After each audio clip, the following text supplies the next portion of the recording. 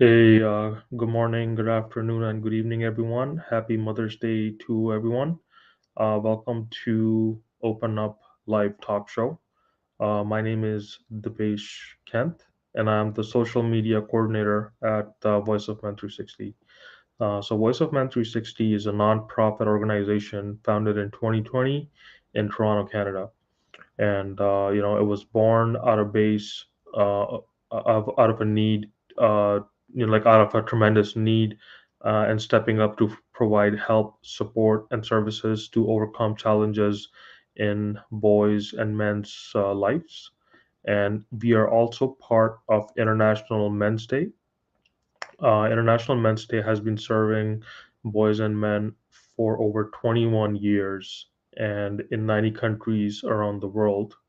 And we are and basically the purpose of International Men's Day is coming together and doing various activities. And it also follows six pillars, which are for the overall well-being of boys and men. And we follow the same footsteps of the International Men's Day. Now the question is, why open up? Because we as men, we don't open up our hearts or are willing to share our personal matters with anyone.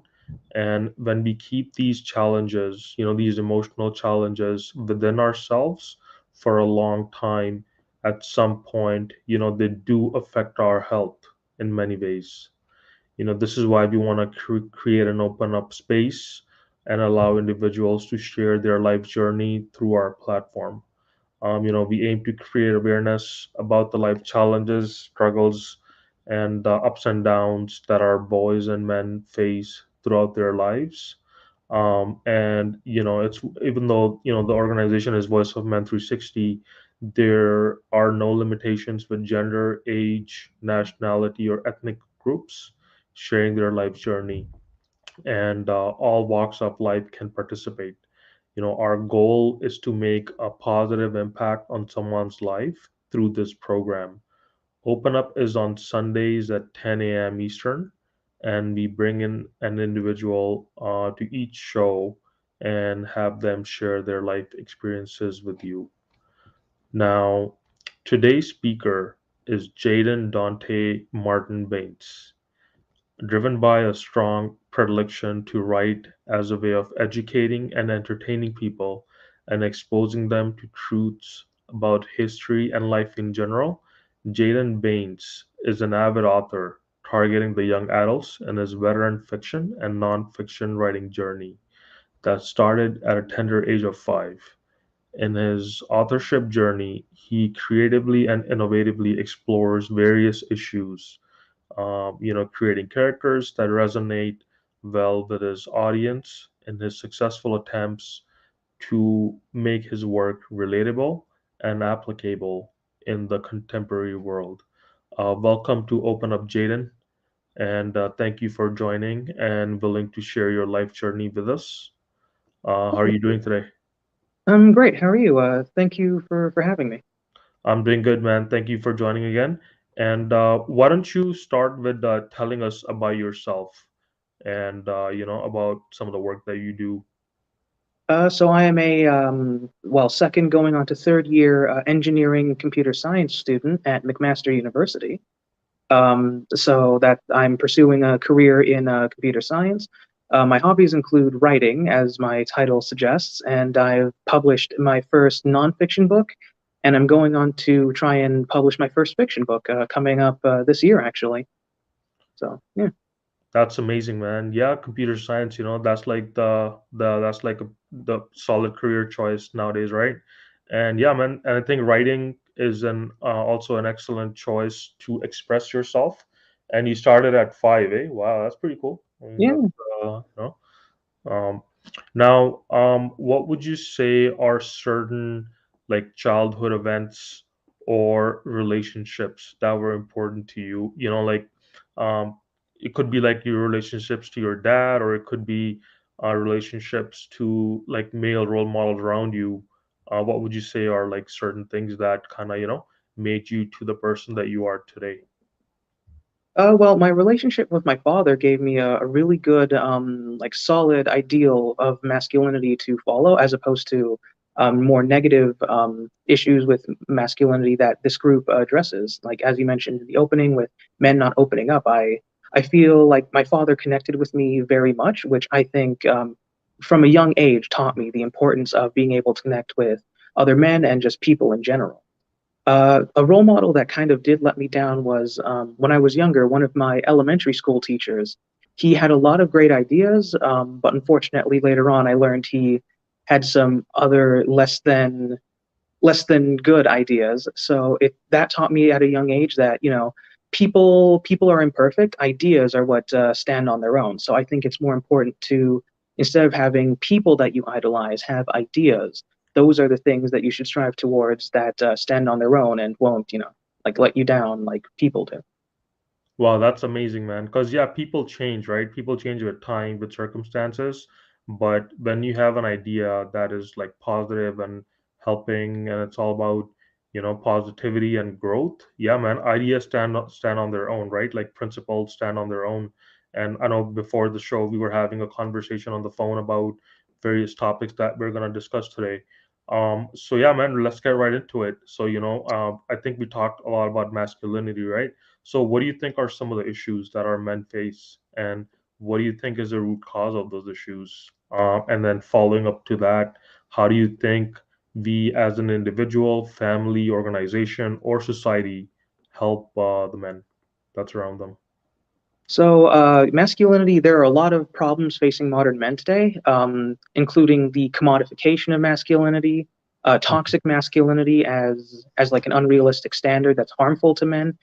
The male suicide rate, 3 or 4 times men kill themselves more than women. It's very serious. The stress of like modern life, all of these issues, and the problem is a lot of them are interconnected and they reinforce each other. So, the root causes, they feed into one another of, like modern life. We have this unrealistic standard of past masculinity that makes modern people think that we have to live up to this ideal that never really existed. And then it's an ideal that does harm people. And when people think they don't live up to it, it can have very dire consequences. So there are many steps that we need to take as individuals and as a society. But I do think that the first step is raising awareness. For example, when it comes to toxic masculinity, a lot of people are turned off by saying, "Oh, you're saying toxic that masculinity itself is toxic."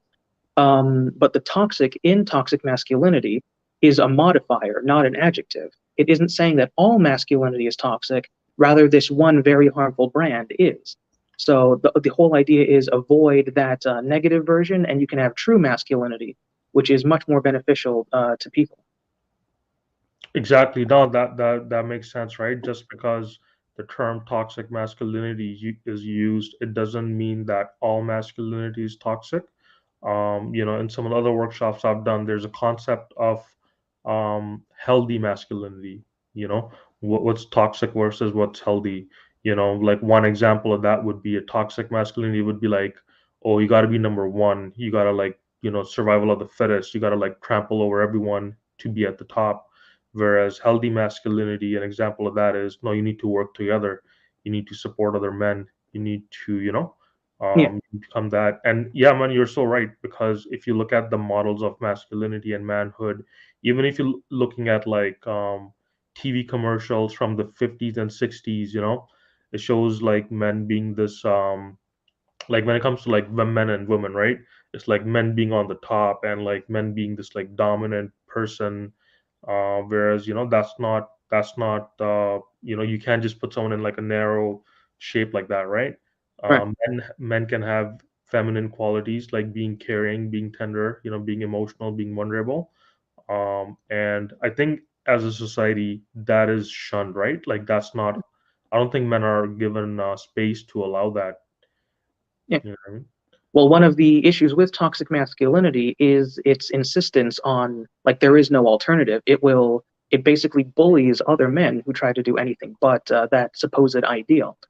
And so, one of the main things we need to do is remind men that you should be yourself. You don't have to follow this pre-programmed ideal from the 50s or even beyond that. Like, because even then, the toxic masculinity, the idea of there being the in group that is like very, very cruel and bullying to the outsiders in terms of how you have to be a man, that idea is very old. But what they thought of the ideal man has changed throughout time. For example, back in like the early 1920s or so, if you read The Great Gatsby, which is talking about that time period, a pink suit was thought to be the manliest suit that a man could wear because pink Hmm. was a warlike, manly color. Hmm. Um, and before that, purple was the manly color because, it represented royalty. Only a real man's man would wear purple. And even before that, the high heels were actually invented as men's shoes. In ancient Persia, the warriors, when they go horse riding, they would wear the high heels to fit it into the reins for the horse. And so all of these things that we now associate with femininity used to at one point be part of this earlier kind of proto toxic masculinity. So in 50 years or 100 years, if unfortunately it's still around, it would be completely different from today. Exactly. Yeah, man. And even if you're looking at like Scottish people and some of their dresses, it's like they wear frocks and all that, right? Yeah, But it's like someone might constitute that as like, oh, that's feminine. And yeah, if you look at historical examples of masculinity, they've changed, right? So one more thing is whoever is in charge of the media and the messages that are being promoted through media is basically in charge of the culture, so I think we have to be very conscious of what kind of messages our boys and men seeing on media, whether it could be on the TV, social media, especially with Instagram nowadays, right? And social media avenues, you see this like guy with like a six pack and like big house and nice car. Is that what masculinity is? Because I know a lot of people that have that, but they're still not happy. You know what I mean? So I think exactly. one thing we had a discussion about is like having your own like ideal and sticking to that and following that. I think that would be a good way, right? Now, how do you think your work that you do and the characters and the stories that are in your works of fiction and nonfiction, how do you think they can help an individual become a better person? And also, how do you just come up with these characters? I'm very curious. When creating characters, I use a combination of people that I know in real life as well as historical and mythological figures. Because you were talking about how the media controls what people see as the ideal. We have the modern mass media, but before that, the media would be storytelling and the kind of tales people would tell each other. And so the way that I write male characters for my fiction books is I look into the past and see what were their ideals, what has changed from back then, and what is constant now. So, for example, I like to do there will be a male character that represents toxic masculinity, and I will go back in time and see, all right, what are these strange ideas that don't kind of hold up today, and kind of bring those to the forefront. And I will try to contrast that with a more healthy masculinity, like as you said, healthy masculinity, where working together as opposed to seeking to dominate and use violence for everything. That doesn't need to be the standard. And so, by contrasting the two, I hope to show not only that there's a conflict, but that there are different versions, and maybe the one that you expect to win out doesn't always. Um, so, yeah, and there's through doing that, you discover a lot of differences in the ideal men of the past, like even beyond. You mentioned like Scotland, the Romans, for example, thought they were the manliest men around, and they wore togas and skirts, and they used to make fun of the barbarians. They'd said, "Oh, they're these barbarians wearing pants. What man would ever wear pants? They're so Hmm. backwards," they thought. Complete reversal. So, yeah, it's just the idea of people need to be willing to accept that there are others that are different than them. It's the thinking that you're superior won't get you very far in life. So, yeah. Exactly, and I think there are some genetic differences, right? Like if you look at studies, for example, some of the studies they say that like the brains of boys versus girls are different. So if you look at like chimp models or monkey models, right? When they give, basically they have a male chimp and a female chimp, and they present them with, you know, like dolls and like toys, like tinkering around, right? So they saw that male chimps naturally gravitated to the tinkering around and play, more playful, more rough, whereas girls when like the girl chimps, female chimps went towards the more caring stuff. So there are some, I guess you can say, I mean, that doesn't really mean that one is good or one is bad. It's just some are more predispositioned, right? Um, and Well, same thing with competitiveness, right? So what are your thoughts on like stuff like that? well, actually, I haven't heard of that model or that experiment or study with the chimps, but Mhm. I do like researching other studies. And one of my favorites, in regards to the supposed differences between male and female brains, I really like studies where they pull a little switcheroo, where they trick the subjects. And one I found very interesting was in terms of testing supposed logical differences in male and female brains. The study was they would have female players playing against male players, but they would tell women, they would lie to them sometimes and say they're playing against women, and other times they'd say they're playing against men. And when female players knew they were playing against men, they only performed 50% as well as they did when they thought they were playing against women. They'd be playing the same people Wow. in chess, and Hmm. just the thought that, oh, I am lesser, I'm going to lose automatically, that Hmm. had a negative impact on the mentality. So Hmm. I I'm not a huge believer in the whole you can use biology to explain away everything, especially with the as you mentioned, media control and the socialization and how we raise kids and how that affects how they think about themselves and even how they act. Yeah, So, yeah, and it affects your self-esteem, right? So like I'm part of this women's empowerment group at the company I work for, and I do certain workshops there. And one of the things that keeps on coming up with a lot of female leaders is that if a female leader is being assertive, she's kind of seen as bossy, mm, whereas if a male leader is being assertive, it's like, oh yeah, that's what a leader is. So you know how there's like these preconceived notions of what a leader is, right? And I think there are certain human qualities, right? Like you can be assertive, but you can be also caring at the same time. It doesn't mean that's a man or a woman thing. I think that's a human thing. And I think exactly being a well balanced human being is being able to go from one end of the spectrum to the other end of the spectrum. right. That it's part of your identity. If you want to combine certain features that we think belong to supposedly one gender or the other, well, they don't own it. It's up to you. If you be the person that you want to be. So yeah, like even like as I mentioned before with the pink suits, pink used to be a manly color. If Mhm. people did a test and saw that female chimps liked pink things, they might conclude, oh, this must mean that femininity is inherent, even though, that's just because it's our own biases being reflected in the study, kind of. So in Mhm. terms of trying to find differences, I more lean towards looking for nurture rather than nature in terms of gender. Um, Exactly. Yeah, man. And I think we need spaces like Voice of Man 360 and other spaces that allow men to have that kind of environment. And it's funny how, we were both discussing, like I'm trying to be like a plant-based vegetarian, vegan person, right? And it was funny how like we were talking about that topic and it was like, oh, certain people were like, oh man, you gotta be a man, you gotta eat meat and you gotta drink beer and like what does that have to what does that have to do with like being a man? It's like, you know what I mean? So Yeah, and we were talking about the Roman gladiators too, right? Like they were vegetarian. yeah, they were vegetarians. Some of the best fighters in ancient Rome, they were vegetarians. That was the diet they went for, and hey, it was enough that they almost threw the Republic at one point, so it's pretty good. Exactly, Uh, exactly. and then, so in an earlier question, you asked about the root causes. And so someone might wonder, well, why does it matter that men have to eat meat? Well, that has to do with an issue that I mentioned earlier on called the commodification of masculinity. Hmm. Corporations have a lot of sway in the media. They have commercials that people see all the time, and they want to make as much money as possible.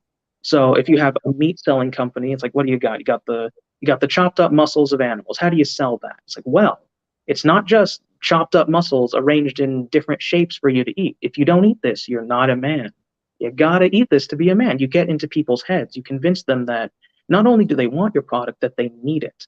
And it's everywhere. It's like cars do it as well. I'm sure you can think in your everyday life of examples of commodities that have attached themselves to the idea of masculinity, where you need to have this, you need to have this for your identity. That's one of the causes why it's not so easy to get rid of, because like Voice of Men, organizations like Voice of Men are doing their best to try and spread healthy masculinity and help people get away from toxic masculinity. Meanwhile, large money interests and corporations are always going to have like that incentive to keep it alive, to suppress people's ability to be themselves and make everyone conform. You know, you must all consume this product so that they can keep their profits up. Yeah, and that's what's kind of that's what sucks, right? It's all about profits, right? And then they don't realize that they are shaping society, you know what I mean, as with their with that kind of agenda, right? So I think it needs to be a well-balanced approach, and it shouldn't be just showing that, eating meat or like doing this one specific action equals you being a man. It's like women can do the same thing, and then men can do the same thing women can do. It's all about equality, right? It doesn't mean one's better, one's worse, you know. So who would you say like your ideals or like your, I guess, positive role models in your life that get these ideas of healthy masculinity from? With role models in my life, my father had a huge impact on how I look at healthy masculinity. Mm-hmm. I'll admit a lot of when I was younger, a lot of the ways that I started developing my own identity Mm-hmm. was trying to be like him in a lot of ways. You know, like the one of the reasons why I loved researching and reading all those studies and all those books, it Mm-hmm. was like I was really impressed, and I still am impressed. He knows a lot of stuff. I find it really impressive, and so I think knowledge is pretty good. That it put it in my head from a young age that it's good to know things because hey, you can help people out if you know stuff that can help them. That's important.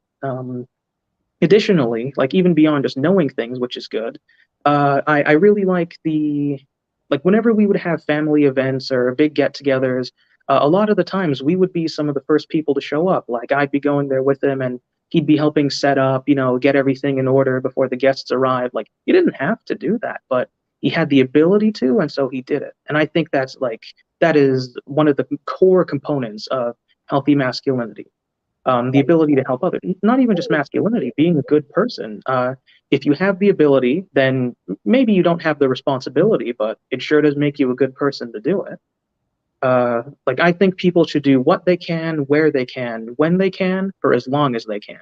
And that last part is important because we don't want to slip back into toxic masculinity where you think you have to do everything.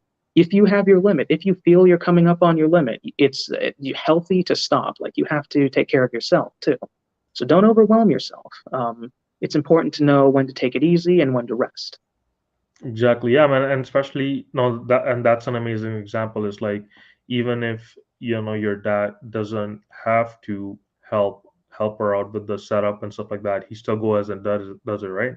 That just shows like that's just the one component of being a good human being, is just helping and giving back and helping others. You know what I mean? So, oh man, that's amazing. And I think self-care is definitely important, especially when it comes to mental health, because if you look at the high suicide rates in men, and if you look at the high rates of all these stress related illnesses that exist in society today, it's all because of lack of self-care. And I think one of the biggest challenges personally I've seen is just asking for help is like one of the biggest challenges that like a lot of men face, and I think, yeah, as a society we should be encouraging men to reach out for help and help others, right? And yeah, that's why there's such a positive growth in organizations like this, Voice of Men 360 and other organizations.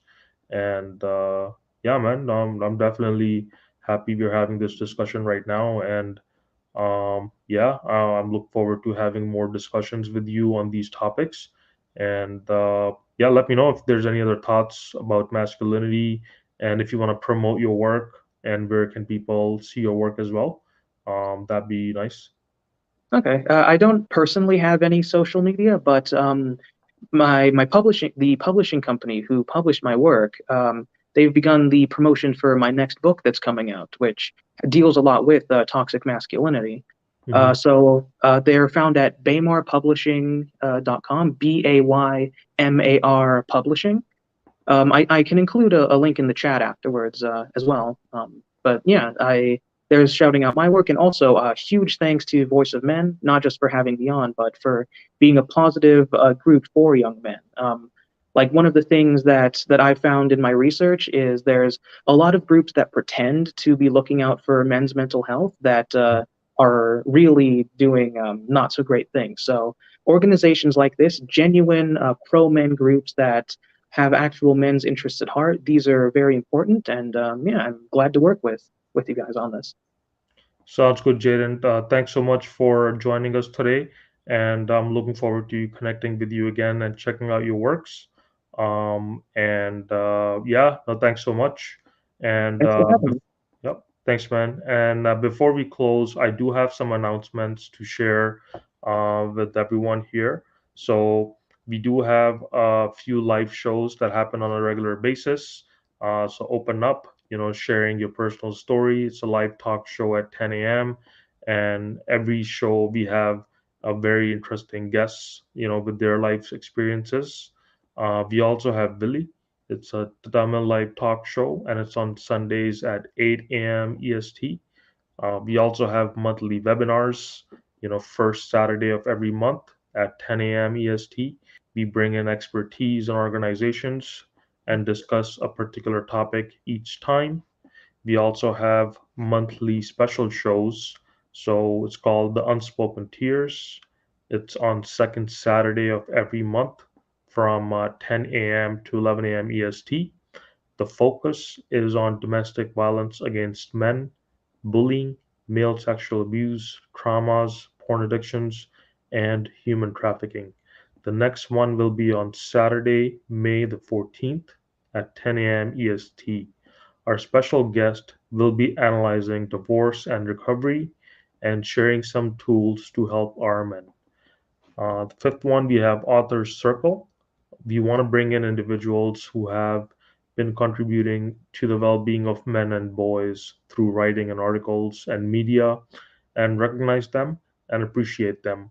It happens at third Saturday of every month from 11 a.m. to 12 p.m. EST. We also have a podcast, and all of our shows are available on on all the six platforms, including iPhone, Google Play, and so on. We also have our monthly men's group meetings. It's for men by men, and it happens every 2 weeks on Tuesdays from 6 to 7 p.m. through Zoom. The next one will be on Tuesday, May the 17th. Please join through Zoom, and the link is available on our Facebook page and group, Voice of Men 360. And then lastly, we also have Pass the Talking Stick. It's an indigenous peer-to-peer support group on fourth Friday of every month from 6 p.m. to 7 p.m. through Zoom. Again, with all these things said, there are no limitations with gender, age, nationality, or ethnic groups. All walks of life can participate in any of our shows. If you want to be a guest on any of our shows or willing to be part of our organization and help us directly or indirectly, please reach out to us. We would love to work with individuals, professionals, expert, community organizations, associations, corporations, government officials, and businesses. Again, all our information is available on Facebook. Our phone number is 437-889-8329. You can reach us at info@voiceofmen360.org. Our website is voiceofmen360.org. And you can also find us on social media such as Facebook, and Instagram, LinkedIn, Twitter, YouTube, and TikTok. Please also subscribe to our YouTube channel, Voice of Men 360. We want to reach out more people to help us support and grow this organization. And yeah, please, thank you so much for watching this show and have a good day. Thank you.